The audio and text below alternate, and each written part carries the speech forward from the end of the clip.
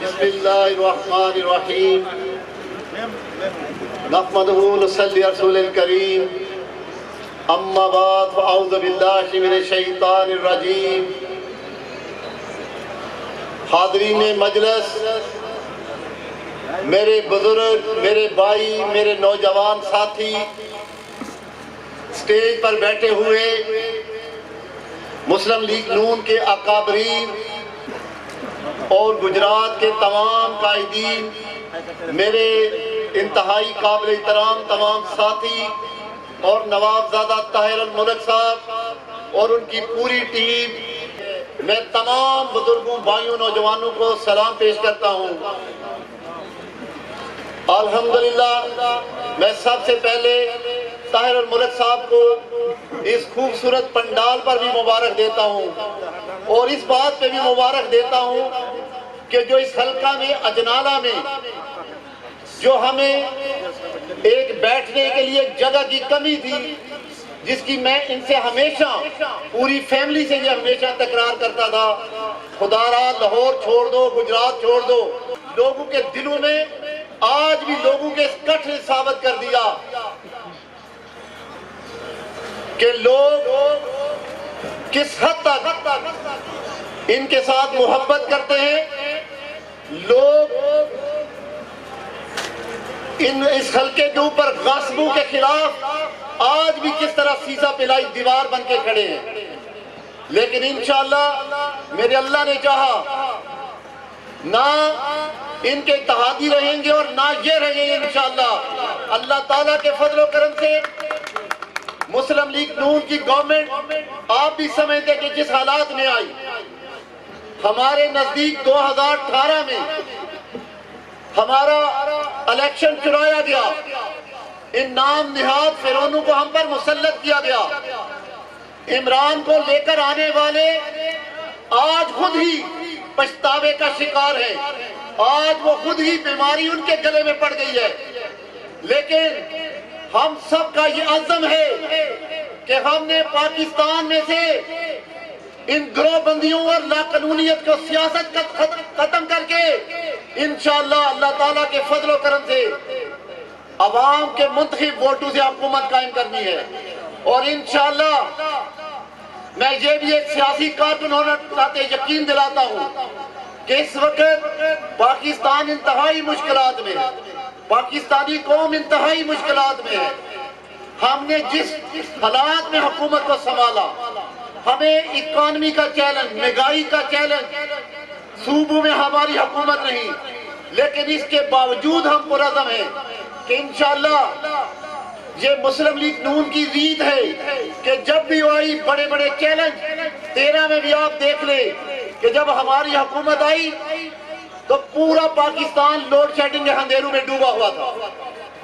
ملک کے ایک کونے سے لے کے دوسرے کونے تک دہشت گردی کا اندھیرا تھا، لوڈ شیڈنگ کا اندھیرا تھا، مہنگائی اور لاقانونیت، بیڈ گورننس تھی، لیکن مسلم لیگ نون نے انتھک محنت سے ان تمام مشکلات پر کنٹرول کیا اور مسلم لیگ نون نے پاکستان کی اکانومی کو دوبارہ رستے میں ڈالا۔ مسلم لیگ نون نے سی پیک جیسے منصوبے شروع کیے، موٹر ویو کے جال بچھائے، 4 سالوں میں نلائکوں سے مجھے بتا دیں کہ کہیں پورے ملک میں 2 کلومیٹر بھی موٹر وے انہوں نے بنائی ہو۔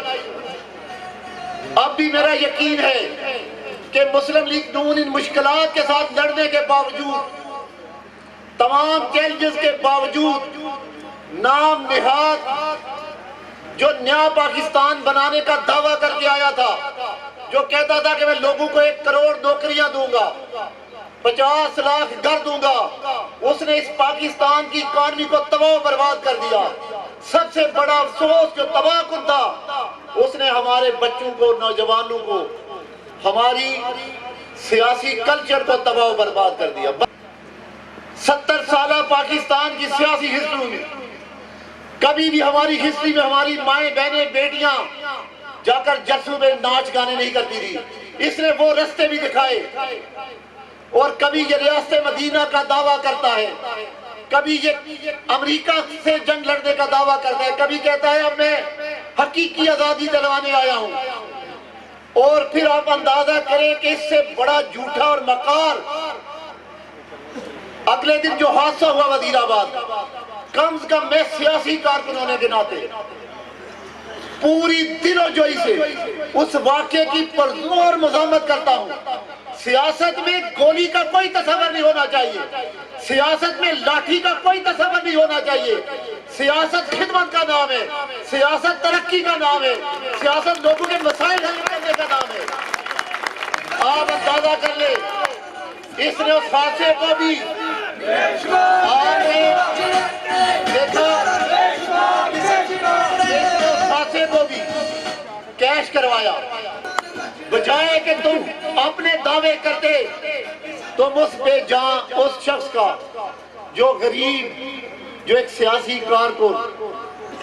جو سیاست کی محبت میں سڑک پر کھڑا، جو اس حادثے کا شکار ہوا، آپ اس کے گھر والوں سے افسوس کرتے بجائے کہ اپنا ڈرامہ رچاتے۔ لیکن انشاءاللہ جھوٹ کی کبھی بنیاد نہیں ہوتی، جھوٹ ختم ہوتا ہے اور میرا یقین ہے کہ سچ ہمیشہ غالب ہوتا ہے۔ میرے بھائیوں، بزرگوں، نوجوانوں،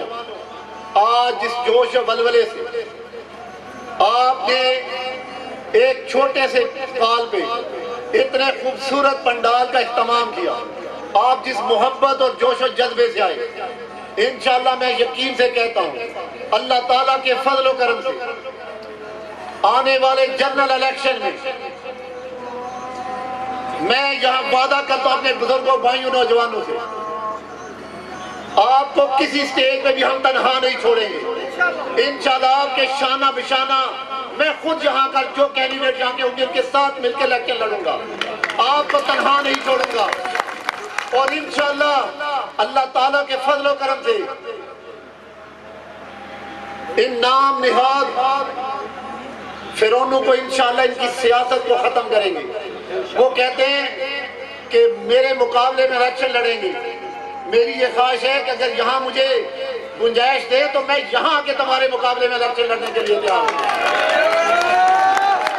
اللہ کے فضل و کرم سے، اللہ کے فضل و کرم سے تم 10 بار بھی تیار ہو کے آؤ تو کبھی اللہ کے فضل و کرم سے میرا یہ یقین ہے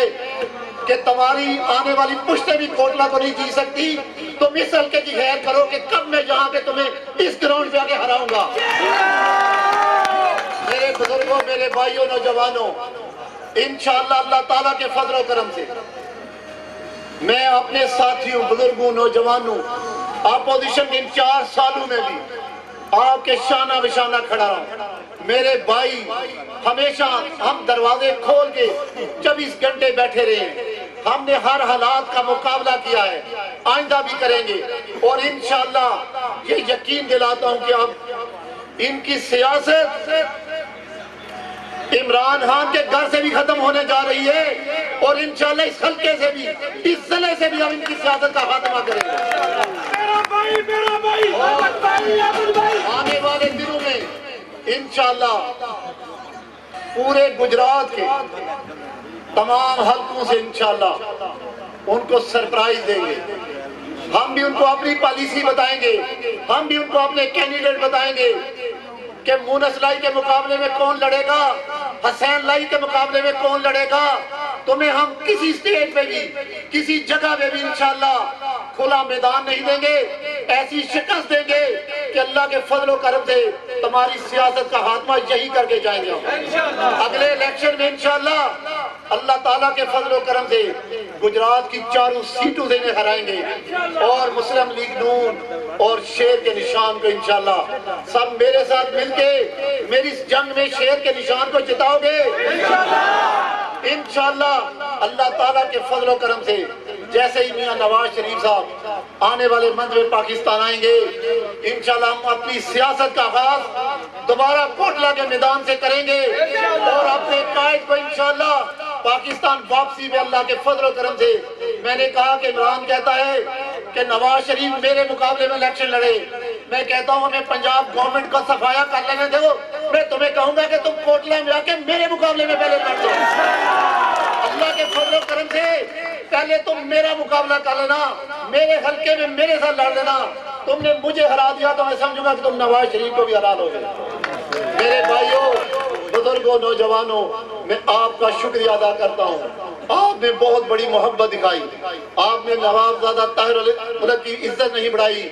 بلکہ آپ نے ہماری سب کی پوری پارٹی کی عزت اور شان میں اضافہ کیا۔ اللہ تعالیٰ آپ کو حامی و ناصر ہو، اور انشاءاللہ میں آپ یقین دلاتا ہوں کہ ہم آپ کے ہر دکھ سکھ میں آپ کے ساتھ کھڑے ہیں اور کھڑے رہیں گے۔ جزاک اللہ۔